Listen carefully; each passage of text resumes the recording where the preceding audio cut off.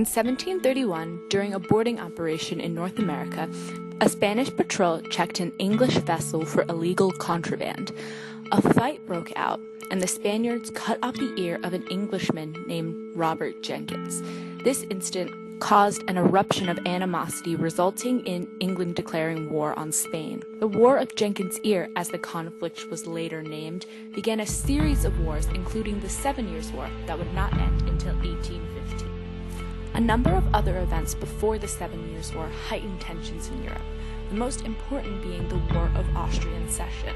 In 1740, Maria Theresa succeeded her father, Charles VI, to take over the Habsburg throne. Frederick II, better known as Frederick the Great, saw this as an opportunity to seize the Austrian lands of Silesia, a wealthy territory that would double the population of Prussia.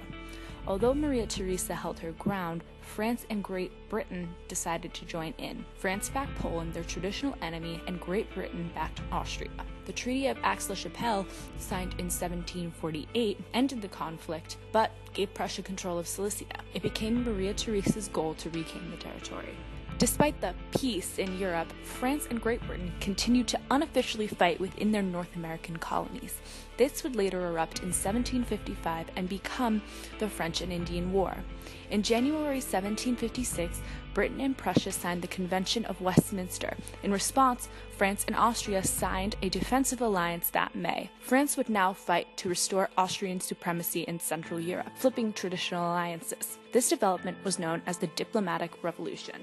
The 7 Years' War officially began in 1756, when Frederick II invaded Austria's ally Saxony, for he feared an Austro-Russian attack from them. The invasion was successful, but helped to create a powerful coalition against Frederick. Things did not initially look good for Prussia, who had soon lost a third of its troops. Back in North America, the British military effort was greatly weakened by the lack of interest at home and because they had to finance 2 war fronts. Rivalries within the colonies and the French gaining support from the Native Americans put England at a major disadvantage. But William Pitt, the head of the British government in 1757, wanted to use the colonial conflict as a way to build a vast empire. In July 1758, the British won their first battle at Louisbourg, and by 1759 they had successfully defeated the French in Quebec City and Havana, officially kicking the French out of North America. As Britain focused their efforts on the colonies, they left Prussia to fend for themselves. In Russia, Peter III had become the new Tsar after the death of Tsarina Elizabeth, who had been Frederick's greatest threat. Peter greatly admired Frederick and quickly ordered Russian forces to cease hostilities once he gained power. Soon after this development, Austrian and French forces were isolated and had no choice but to sign a treaty at Hubertusburg. This resulted in the end of the 7 Years' War, as well as Prussia's permanent hold on Silesia. Prussia would now be Austria's perpetual enemy. Back in the colonies, the newly appointed Earl of Bute was in charge of forming the Treaty of Paris to conclude the French and Indian War. As part of the treaty, France had to give up their North American territory to Britain.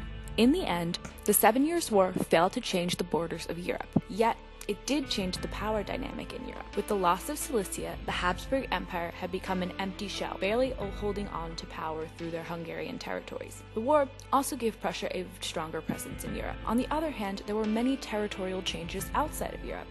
Britain had forced France not only out of North America, but India as well. These losses, along with war-related financial issues, led to France's decline as a dominant power, paving the path for the French Revolution. The expenses of the wars was also a large burden for England, which led them to develop a tighter hold on their colonies. Although these wars left Britain in deep debt, it also left them with valuable territory all over the world, solidifying England's future as the strongest power in Europe.